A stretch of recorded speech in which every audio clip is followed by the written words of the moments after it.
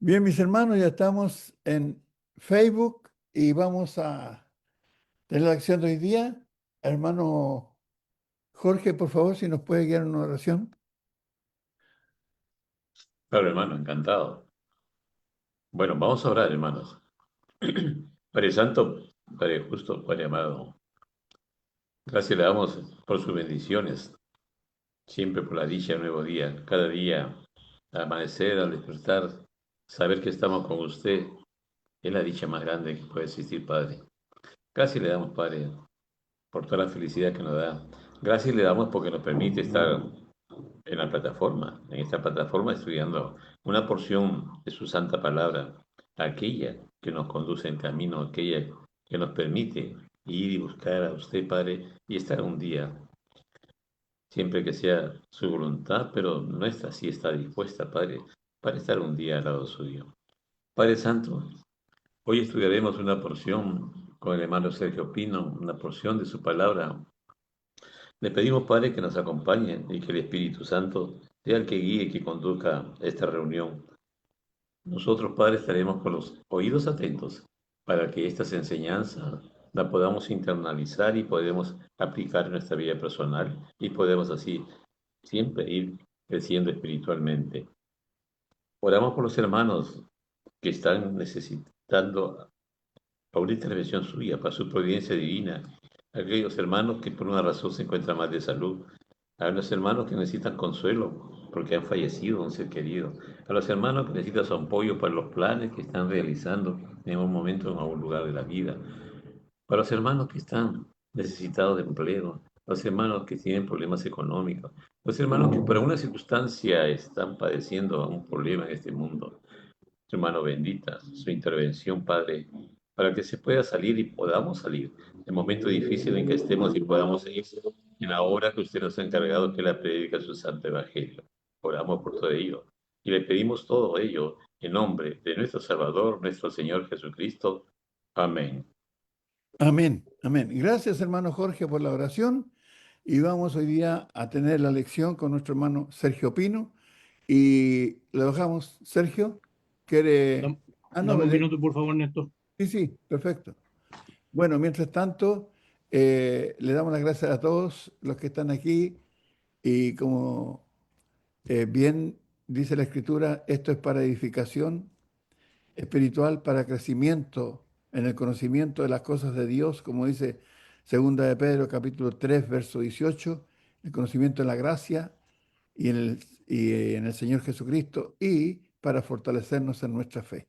De manera que aquí vamos hoy día a recibir esta edificación por medio de la palabra predicada por nuestro hermano Sergio Pino. Bueno, gracias, Néstor. Buenas noches a todos mis hermanos y hermanas. Eh, Tengo una lección hoy día que nos ha ayudado aquí en la congregación local y espero que también pueda ser algo que pueda ayudarnos a todos los que estamos acá. Es una sección sencilla, pero a la vez interesante para poder resolver ciertas inquietudes que a veces surgen en el interior de la congregación. El texto que vamos a utilizar está allí en el libro de Mateos, en el capítulo 18. Y cuando hablamos acerca del texto mismo, el contexto, hay un proceso para lidiar con conflictos dentro de la iglesia y, y quizás una dura sanción para aquellos que se rehúsan a entender estos procedimientos que Dios tiene para aquellas asperezas que probablemente pudieran surgir. Ahora, esto indudablemente debiese ayudarnos para recordar que la meta a la cual siempre estamos dirigidos cuando existe este tipo de situaciones debe ser la reconciliación.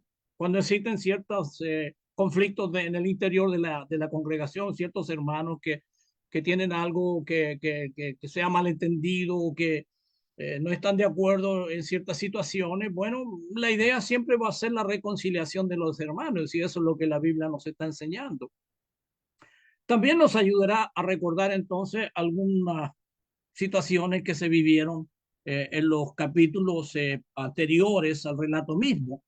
Y con esto me refiero que nuestro texto está en medio de algunas parábolas interesantes que Jesús señaló y enseñó que tratan acerca del perdón. O sea, cuando hablamos acerca de Mateo capítulo 18, versículo 15 en adelante, previamente a esto, hay 3 o 4 parábolas que nos están hablando antes y después del texto mismo.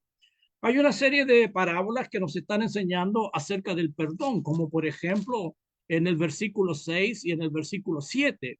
Dice, pero al que haga tropezar a uno de estos pequeñitos que creen en mí, mejor le sería que se colgase al cuello una piedra de molino a la que mueve un asno y que se ahogara en lo profundo del mar. Verso 7. Hay del mundo por sus piedras de tropiezo, porque es inevitable que vengan piedras de tropiezo, pero hay de aquel hombre por quien viene el tropiezo. Ya tenemos entonces la primera reseña que nos habla sobre esta situación. También más adelante nos advierte que si provocamos, nos está diciendo que si provocamos a uno de estos más pequeñitos, nuestro castigo sería en verdad algo tremendo y horrible de pensar. Es lo primero que el texto me arroja cuando estoy viendo alrededor de lo que el contexto me está señalando. Entonces, también, por ejemplo, en el versículo número 10, mirad que no despreciéis a uno de estos pequeñitos, porque os digo que sus ángeles en el cielo contemplan siempre el rostro de mi Padre que está en los cielos, porque el Hijo del Hombre ha venido a salvar lo que se había perdido. Y fíjate que hay también una interesante forma de establecer la relación a la cual Jesús está aludiendo. Hay una palabra que se repite a menudo dentro de estos capítulos que es pequeñitos, como una forma tierna de un trato en el cual Dios está hablando acerca de los que probablemente debiésemos tener más consideración. Más adelante en el capítulo nos está hablando acerca del relato de la oveja perdida y que habla acerca de que estas 99 que estaban en el redil se había perdido una y es encontrada y luego hay una tremenda euforia por aquello. Y esta parábola también está hablando acerca de la importancia que la persona individualmente tiene para con Dios. Y eso me hace mucho sentido pensar entonces cómo cada uno de nosotros individualmente tenemos una énfasis en la importancia que Dios le da a cada uno de los miembros de la iglesia. Y cuando pienso en esto, también puedo añadir a esta ya señalada descripción, puedo decir que nadie está de más, nadie sobra, todos nos necesitamos para la obra de nuestro Señor Jesucristo.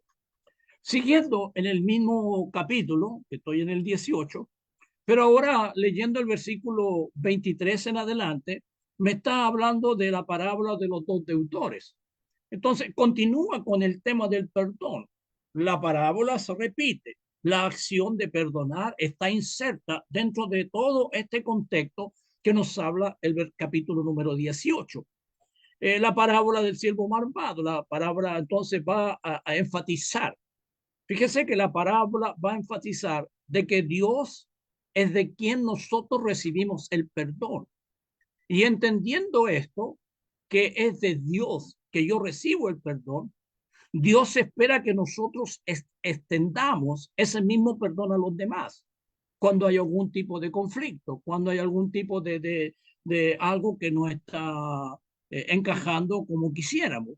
Entonces, cuando yo entiendo que Dios me ha perdonado generosamente, pues entonces yo lo mínimo que puedo hacer, entonces tratar de coordinar las perezas y llevarlo a un plano que pudiese ser el que Dios nos va a describir en los versículos que ya hemos señalado. Ahora, el hermano que se siente ofendido, también le cae una responsabilidad. El hermano o la hermana que va a enfrentar al ofensor debe hacerlo, dice, con un espíritu de mansedumbre y de humildad, según Gálatas capítulo número 6, versículo 1. Entonces, todo esto tiene una aurea, todo esto tiene un propósito de Dios, que lo que nos está comunicando, todos tenemos una responsabilidad dentro de la reconciliación. Y el hermano o la hermana que ha sido ofendida debe entonces acercarse para solucionar esta este impas, y debe hacerlo con un espíritu de mansedumbre, debe hacerlo con un espíritu de humildad. ¿Para qué? Para que la situación entonces pudiese encontrar un canal que nos lleve a mejorar. Y esta debe ser la actitud común que a veces se escucha cuando ofendemos o cuando sucede algo de una índole que nos mueve a esta situación. A veces pensamos, no fue mi error, o sea, no fue el error mío, que es del hermano, y entonces que venga él a acercarse a mí para conversar ciertas acciones. Ahora, a veces siempre tenemos la idea que el que ofendió debe ser entonces la persona que está libre de esta situación, pero no es así. El que ofendió y el ofendido, el Señor me está llamando a una actitud cariñosa de la cual yo debo esperar la reconciliación.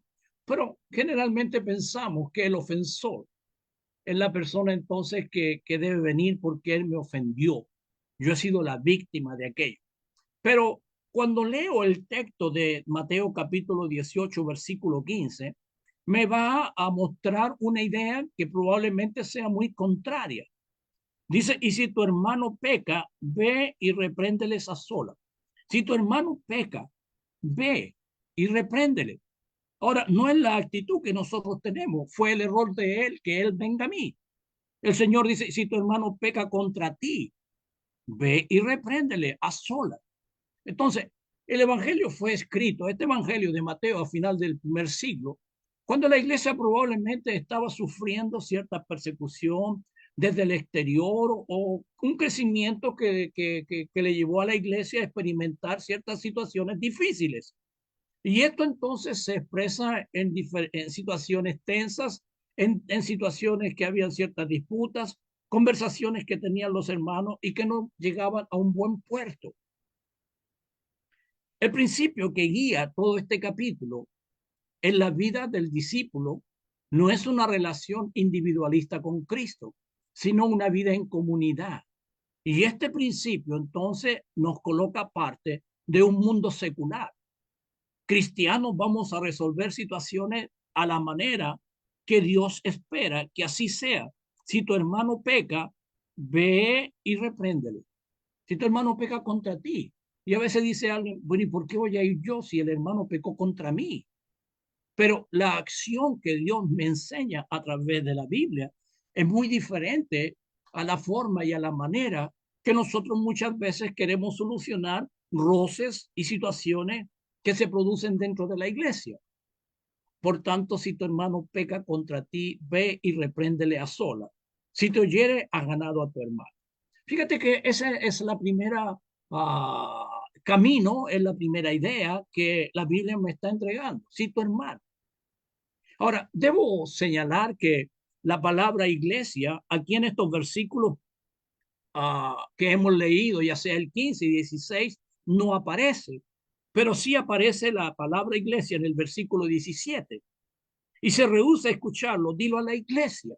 Entonces, esto lleva implícito una relación familiar que hay entre los cristianos y que Jesús intentó que esto existiera. Y digo esto ¿por qué? Porque la Biblia nos señala como hermanos. Si tu hermano peca contra ti, o sea, somos hermanos en Cristo y no solamente miembros de una organización. Y me da la idea de que la Biblia está tomando este concepto para valorar las relaciones dentro de los cristianos. Si tu hermano, una relación familiar, esto es mucho más que compañeros de escuela, esto es mucho más que un grupo de los rotarios. No, no es esto a lo cual nos hemos unido. Hemos formado parte de la iglesia de Cristo y como miembro entonces somos hermanos y hermanas. Y ese es el nivel que Jesús quiere entregar. Somos hermanos y hermanas, establecemos una relación como cristianos y está a la altura de una relación sanguínea y a veces mucho más que esto, a veces mucho más que esto. Está diciendo el Señor, si tu hermano. Entonces, me parecen muy interesantes todas estas descripciones que la Biblia entrega, hablando como a estos pequeñitos. Ahora nos habla de la hermandad y nos habla que esto no solamente, la iglesia no es un grupo de los Rotarios Club de cierto lugar, no. Una cosa que me llamó muchísimo la atención cuando estaba preparando mi lección, dice el texto, si tu hermano peca contra ti. Ahora, la palabra contra ti, debo hacer notar que no se encuentra en alguno de los más antiguos y confiables manuscritos. Sí, parece extraño, pero no aparece en los más antiguos manuscritos la palabra contra ti. Ahora, si desechamos la palabra o la frase contra ti, el enfoque de la oración se coloca en una ofensa hacia cualquier persona, no individualizada. ¿Me entiendes? Si incluimos esta palabra contra ti, el énfasis entonces es diferente. Se coloca la ofensa personal hacia un hermano. Y la ofensa entonces es algo cometido directamente contra uno en particular. De ahí que el texto dice que si tu hermano peca contra ti, pero ya vuelvo a decir, muchos manuscritos más antiguos no tienen esta expresión, esta frase contra ti. Ahora, quiero ser enfático en algo. De cualquier manera que lo pongamos, la palabra de Jesús tiene sentido. Si no colocamos la expresión contra ti o si la colocamos, de cualquier modo que pongamos esta frase, las palabras de Jesús tienen tremendo sentido. Si nos damos cuenta entonces de la ofensa, ya sea que ésta sea dirigida hacia nosotros o no, o al entorno en general, nuestros hermanos, la responsabilidad de cada uno de nosotros es tomar la iniciativa. Sí, no dejar entonces que esto quede como en una esfera de que el tiempo lo va a solucionar o no. Nosotros tenemos que tomar la iniciativa y si es posible encontrar un remedio pronto para esta situación. No tenemos que murmurar contra el hermano, no tenemos que enojarnos contra el hermano o involucrar a otros en lo que está sucediendo.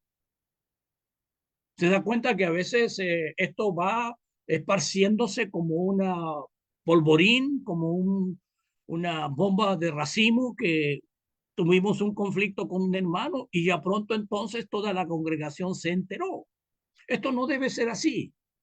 La meta debe ser siempre ganar una vez más al hermano que ha sido ofendido y ayudar al hermano en la lucha para evitar este tipo de agravio. ¿Me entiende? Entonces, no tomar una acción de distancia frente al hermano, ni mucho menos, sino por el contrario, tomar una iniciativa, ya sea de parte de uno, que fue el ofensor, o en este caso el ofendido, cualquiera sea el caso. Si tu hermano peca contra ti, es decir, yo fui el ofendido, ¿qué debo hacer? No debo esperar que el hermano venga a mí. Yo puedo tomar la iniciativa entonces para encontrar un remedio lo más pronto que sea posible. El hermano o la hermana ofendida debe hablar con el ofensor, no con otros en primera instancia. Y esto se acerca a un asunto, si esto digo se acerca o se basa en una diferencia de opinión, debe mantenerse en lo privado, en lo posible, salvo si esto si esto es algo en contra de la doctrina. Ya deberíamos tomar otros procedimientos. Pero si tu hermano te ha ofendido, pues entonces la acción que yo debo de tomar es mantener en la privacidad en lo posible, en lo posible. No tienen por qué la congregación enterarse de una situación que se está viviendo en el interior de ella cuando yo he tenido una diferencia de opinión con otro hermano.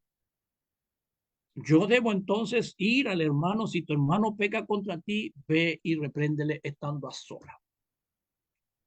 Ahora, eso implica que la confrontación debería ocurrir en un ambiente y de una manera en que se pueda ganar al ofensor o al ofendido, en vez de dejar lugar para que uno de ellos pueda alejarse aún más todavía.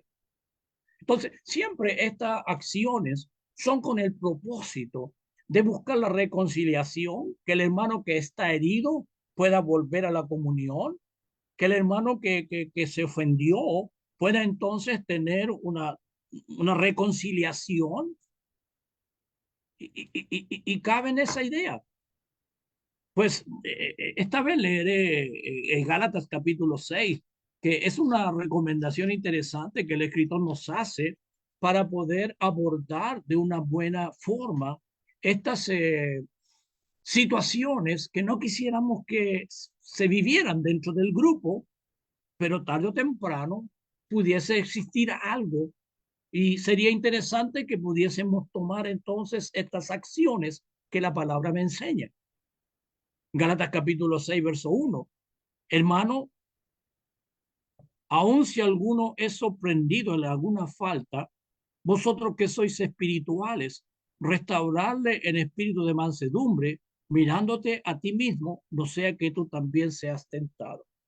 Se da cuenta que a veces cometemos un error más grave del que se ha suscitado cuando no tenemos la precaución, cuando no tenemos este espíritu adecuado para poder encontrar la reconciliación. Si alguno fuere sorprendido en alguna falta, el texto me dice, vosotros que sois espirituales, restáblenle con un espíritu de mansedumbre. Y la idea que se recalca aquí es un espíritu de humildad. Es un espíritu no de revancha, no de una reacción brusca, no. Estamos hablando de hermanos que queremos entonces que él vuelva a la comunión. Ahora, déjeme decirle algo. Es probable que si la conversación no se realiza en un espíritu de mansedumbre, si la conversación no se realiza en un espíritu de humildad, la confrontación hará más mal que bien. O sea, la situación se empeorará. Si no tengo ese carácter, si no soy la persona capacitada, si no soy la persona adecuada, pues entonces el problema que a lo mejor era pequeño, después de haber tenido una conversación que no esté el Espíritu de Dios controlando esa situación, esto podría resultar en algo peor. Es posible entonces que eso se convierta en una ocasión para que el hermano o la hermana abandone al Señor. Se ha sentido ofendido porque la acción que hemos tomado ha sido una acción brusca, ha sido una acción deliberada de matonesco, ha sido una acción que no cabe dentro de los parámetros que Dios nos está diciendo. Un espíritu de humildad, un espíritu de mansedumbre, pensando entonces que la idea primordial es que el hermano o la hermana pueda volver al camino del Señor. Bien. Por otro lado, no es fácil amar a este tipo de hermanos que comúnmente ofenden. Es algo que requiere trabajo. Es algo que requiere, no sé, pero no es fácil así. Entonces, esta es una situación donde debemos orar para que tengamos la gracia de Dios antes de comenzar la plática. Sí, si el hermano es continuamente una persona que ofende, pues entonces para ir a conversar con él, debemos orar para que el Espíritu de Dios pudiésemos entonces establecer una plática, que el Espíritu de Dios esté gobernando esta situación. No podemos esperar lidiar de manera efectiva con el ofensor hasta que no hayamos invitado a Dios para que Él pueda lidiar este asunto junto con nosotros.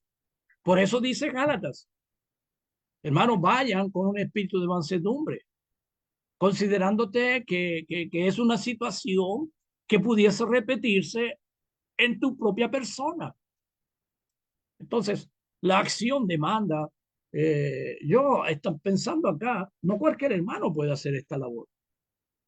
A veces los hermanos van a causar más daño que beneficio, porque van a tomar un garrote y le van a ir a dar al hermano que está causando problemas y al final el hermano se siente tan ofendido, se siente tan agraviado que la acción más próxima es que él deje al Señor. Mira lo que el texto dice, verso 15 igual. Si tu hermano peca, ve y repréndelo a sola. Y si te escucha, has ganado al hermano. Ve y repréndele entre ti y él solo. Esta es una forma discreta y a la vez menos intimidante de una intervención posible, hermano.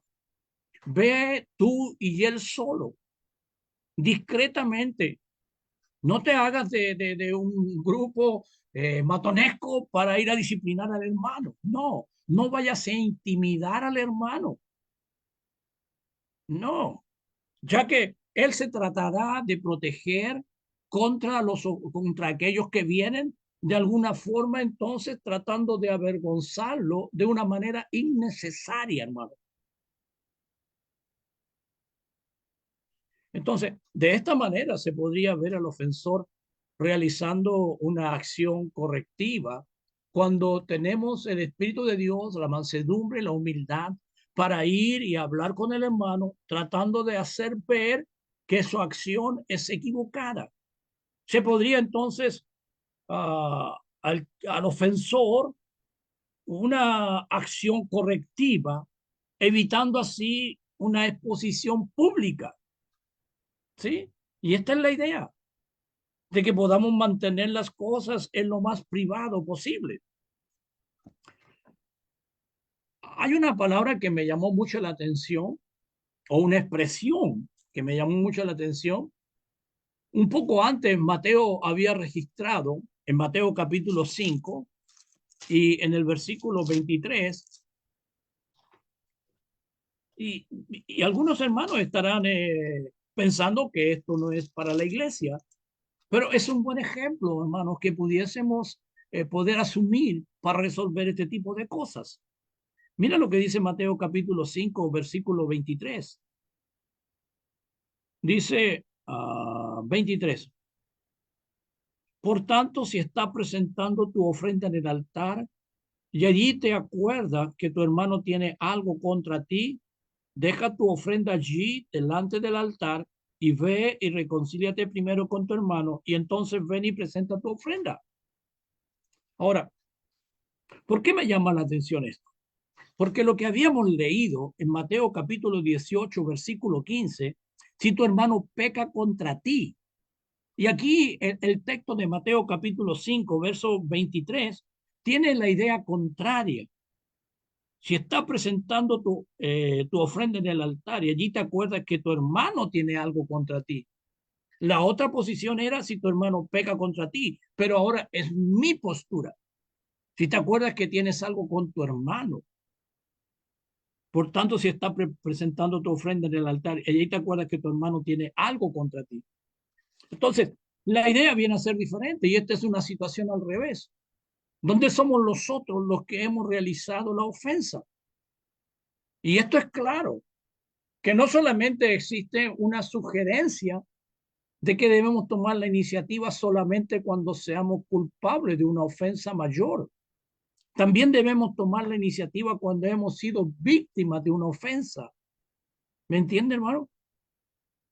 No solamente debo tomar la iniciativa cuando he sido la persona que he sido, que he recibido la ofensa, sino que también debe tomar la iniciativa aquel que ha ofendido.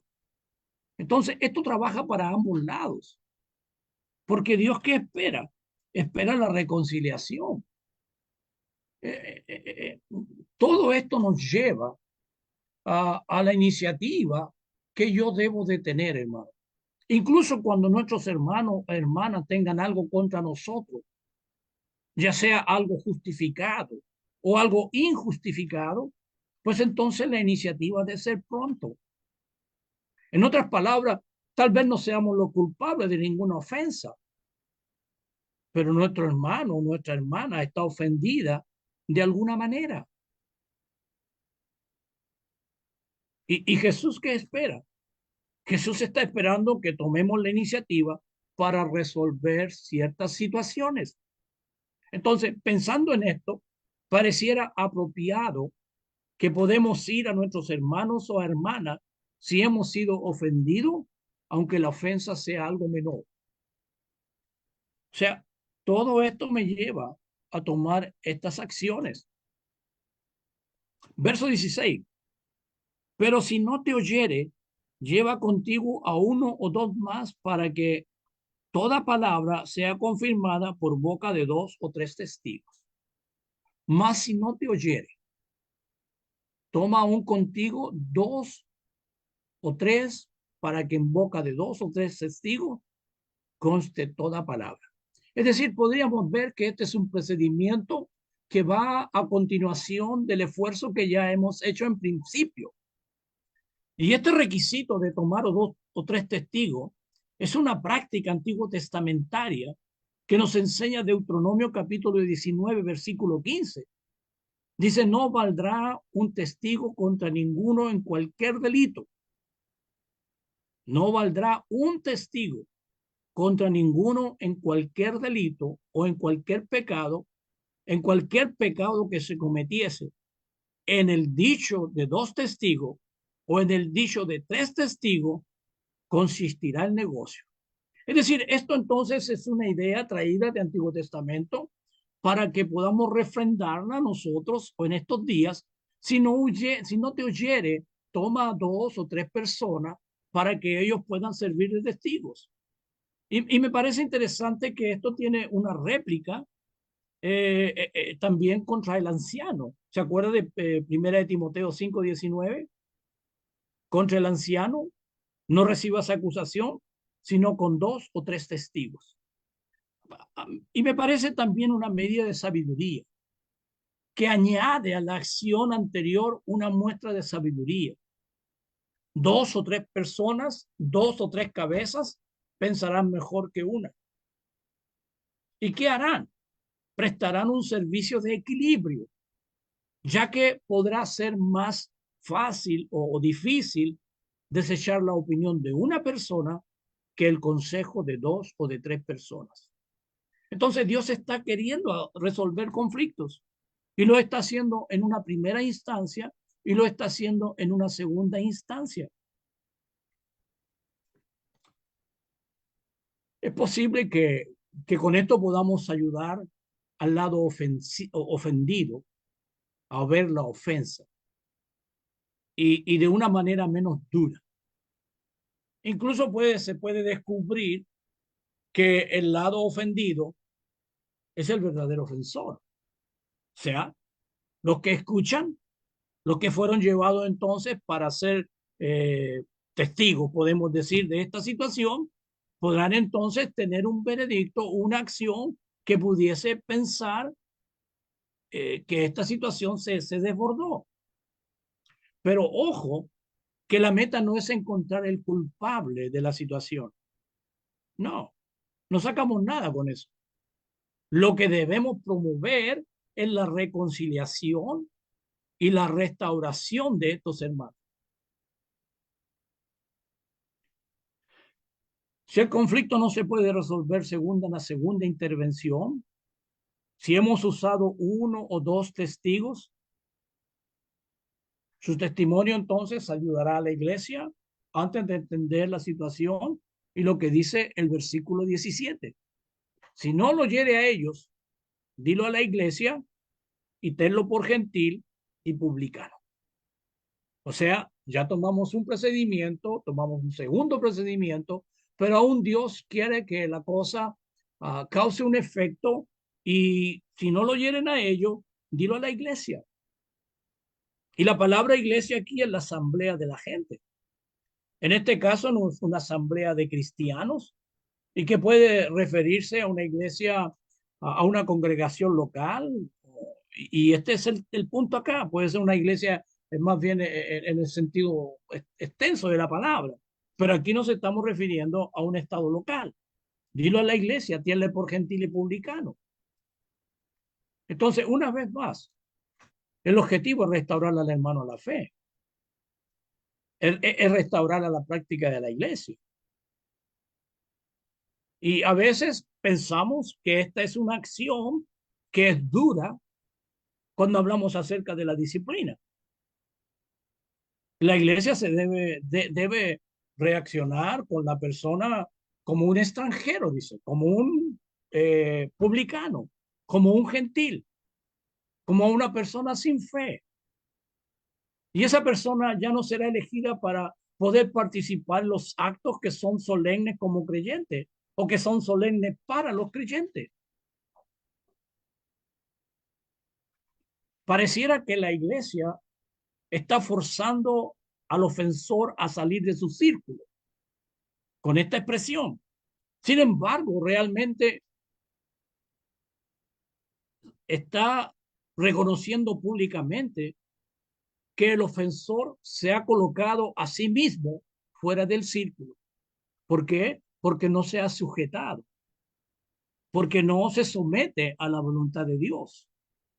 Entonces está yendo más allá de los límites y no es que se le haya apartado así uno que no lo quiera, sino que él con sus acciones se está colocando fuera del círculo que es la iglesia. Aún en este momento, la esperanza es que el ofensor pueda encontrarse entonces después de esta acción dentro del redil. Después de haber dado los pasos necesarios para la restauración, venir su membresía en una comunión, después que él ha reconocido su error, una vez que él ha podido aceptar la situación, pues entonces le recibiremos. No obstante, él será una persona que la vamos a tratar como un gentil, o sea, un hermano dijo, bueno, entonces si lo veo en la calle yo me aparto de él. No, no, no, no, no. Es un hermano que está disciplinado, que no se somete a la voluntad de Dios, pero mi acción es hacerle volver.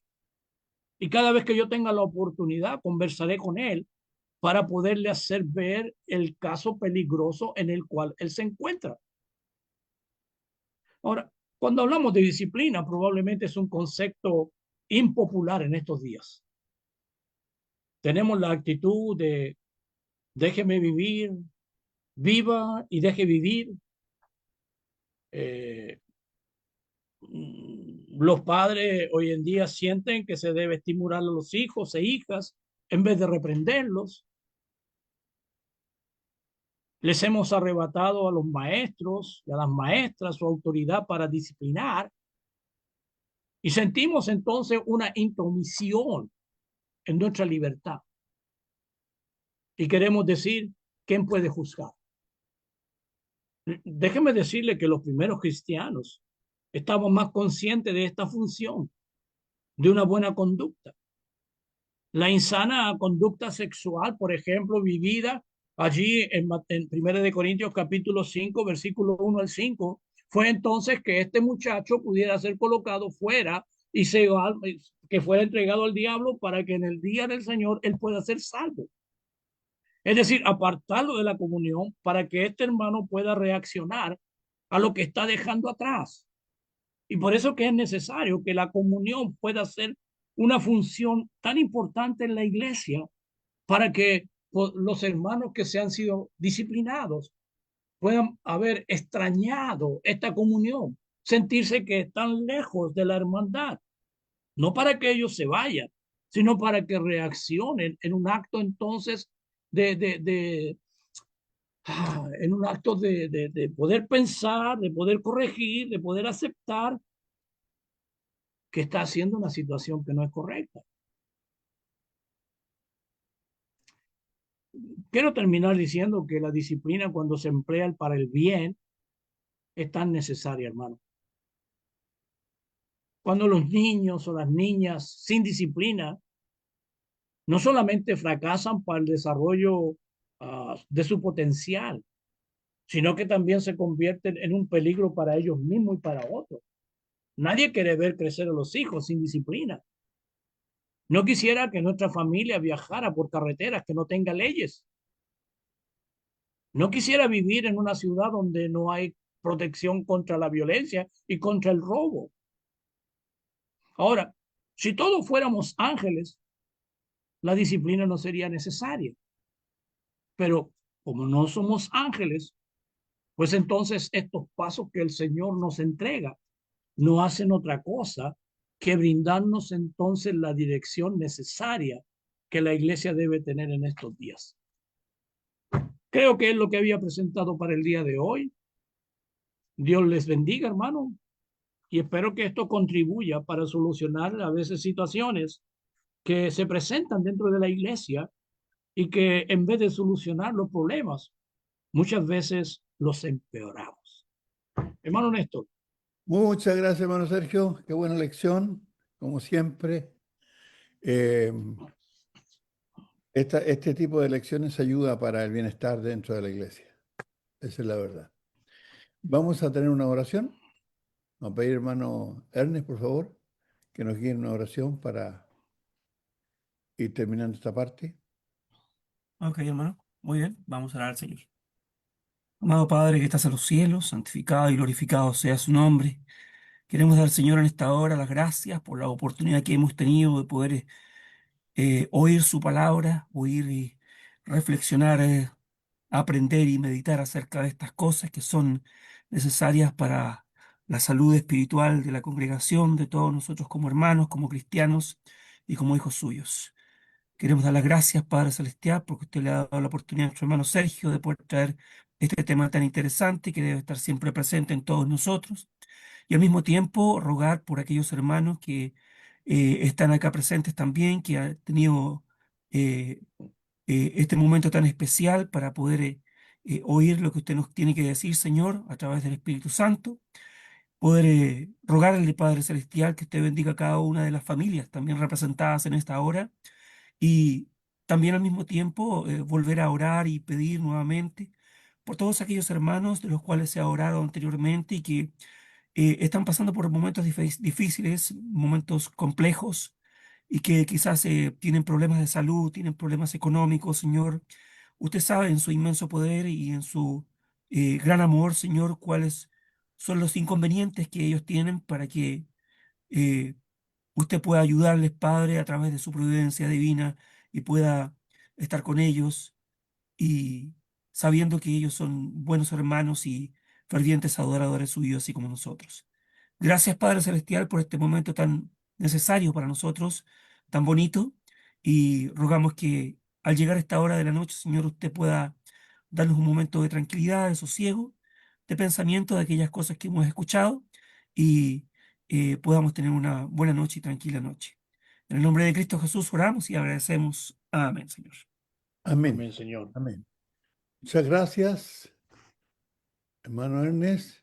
Vamos a leer un poquito de Facebook. Tenemos algunas personas en Facebook. Tomasita Sánchez, Enedina Andrades Díaz, Angélica Gómez, Rubiela Cortés López, Saúl Neira Chanta, Seila Soto, Hernán Castellano González. Todos ellos estuvieron atentos a esta muy buena lección que nos trajo el hermano Sergio hoy día y con ella también son edificados. Queremos decirles que lo pueden volver a escuchar en el Facebook de Néstor Sánchez o en el canal de YouTube Iglesia de Cristo PDA, las tres letras, PDA, pan de azúcar.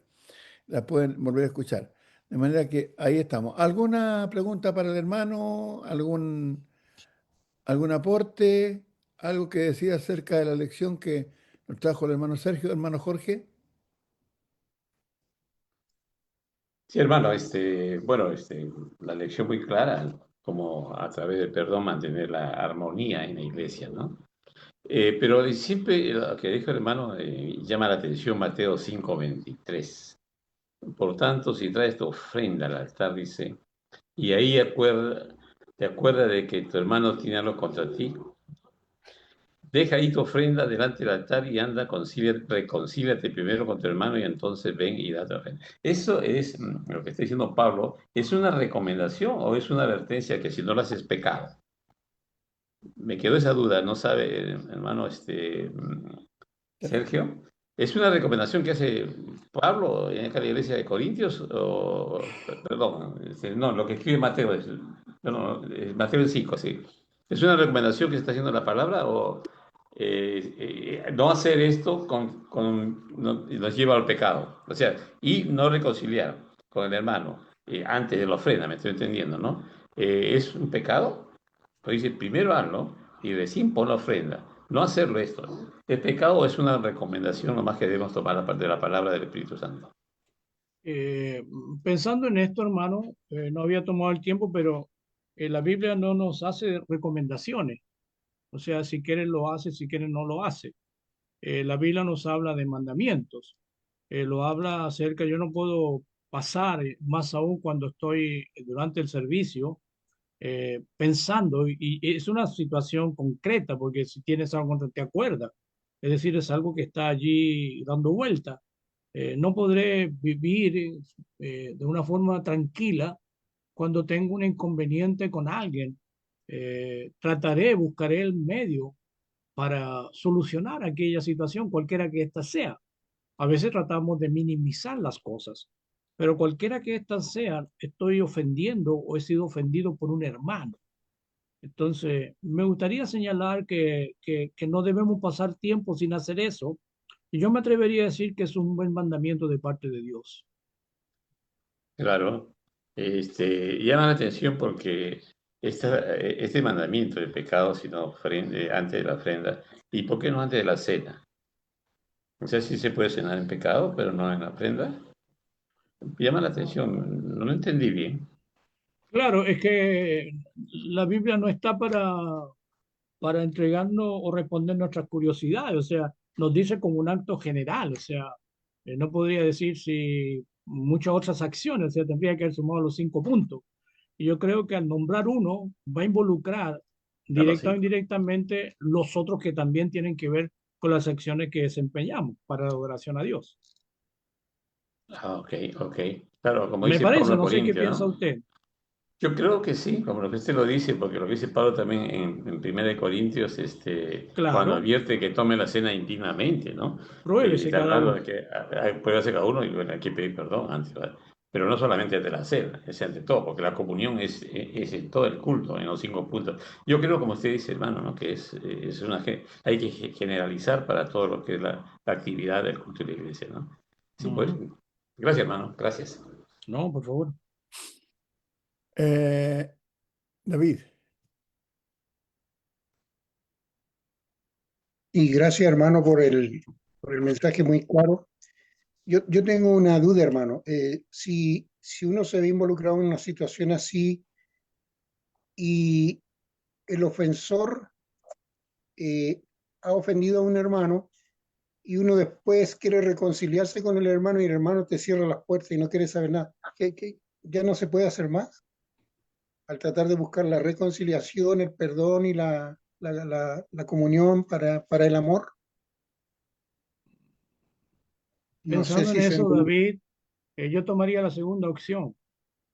O sea, ya hice la primera, el hermano no quiere atenderme, tomaré la segunda, que es toma dos o tres contigo, para ir entonces a conversar con el hermano.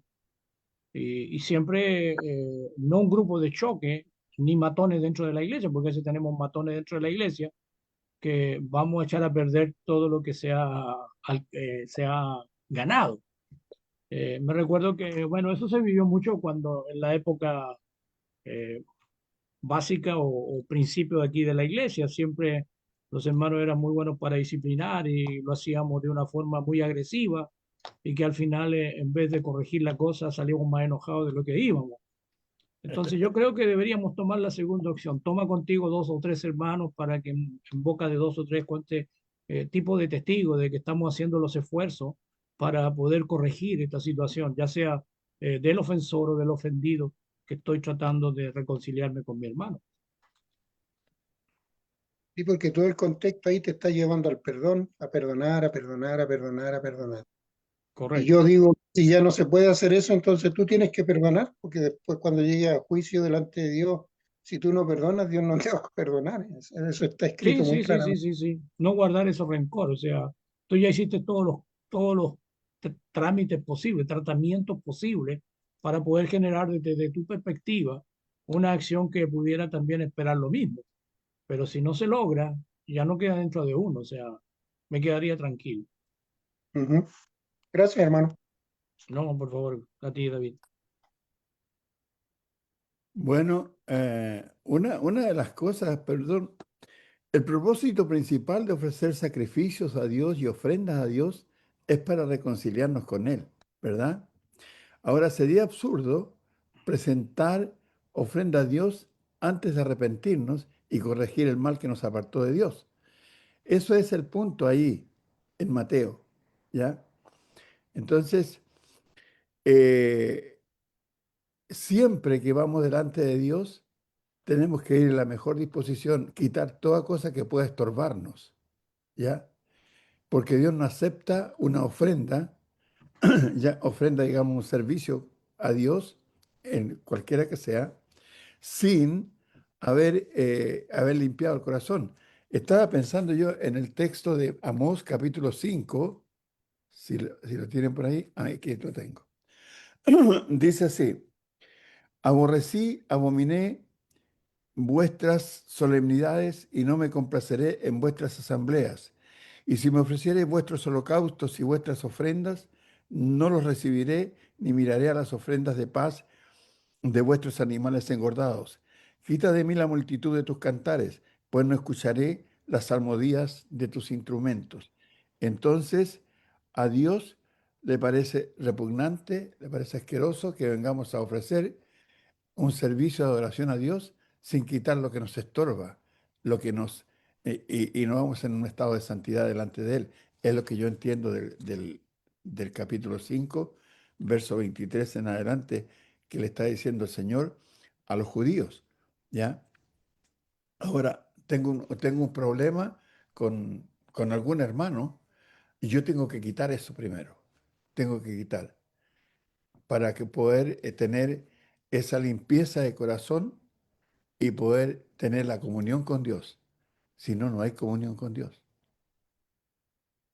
Ese es el Mm. punto Y que no veo. querer normalizar las cosas, porque a veces queremos normalizar las cosas como que pasen por alto y seguir de una forma, qué sé yo, como que aquí no pasa nada, pero yo creo que no, o sea, por pequeña que sea, porque a veces queremos minimizar el asunto y decimos, no, es una cosa pequeña, pero por pequeña que sea, puede ser afectada un hermano y nosotros pudiésemos ser eh, culpables de esa situación. Así es. Bueno, Cristian, ¿algo más? Cristian. Cristian, disculpa. Sí, mira, estaba pensando cuando habías dicho que en la reina, bueno, que en las traducciones en general, ¿no es cierto? No se encontraba la idea de si peca contra ti. ¿Te acuerdas que decías del verso 15? sí, hermano. Eh, y claro, sí, efectivamente no está la palabra si peca contra ti, pero fíjate que en el verso 21 sí está, porque cuando Jesús termina de enseñar, Pedro le pregunta así como, bueno, entonces, ¿cuántas veces tengo que perdonar si peca contra mí?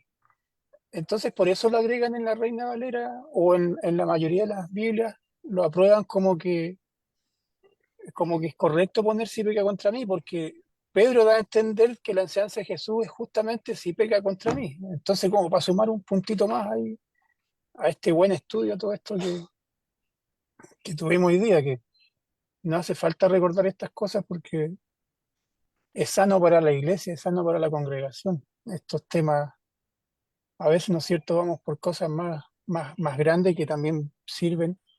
Pero estas cosas sencillas, cuando las dejamos pasar, estos temas, digamos, hacen mucho daño a los hermanos. Así que es bueno, ¿no es cierto?, que sigamos siempre recordando estas lecciones. Era eso nomás, hermanito. Y gracias por la lección, Augusto. Muy Gracias, bien. Cristian. Estamos llegando entonces al final. Muchas gracias, Sergio. Gracias a todos los hermanos que estuvieron presentes y nos vemos, si Dios quiere, mañana nuevamente con una nueva lección de un nuevo hermano que nos traiga, que seguramente va a ser tan edificante, tan provechosa para nuestras almas como la de hoy y como todas las que recibimos. Que Dios les bendiga, que tengan buenas noches, que descansen y eso sería todo por el día de hoy. Chao, hermanos. Buenas noches, hermano. Buenas noches. Buenas noches, hermanito. Gracias. Buenas Que noches. Dios les bendiga a Chao. todos. Buen descanso. Gracias. Chao, Gracias, hermanita amigo. Doris. Él Chao, te Ernesto. perdono cualquier cosa por si acaso. Yo no te perdono.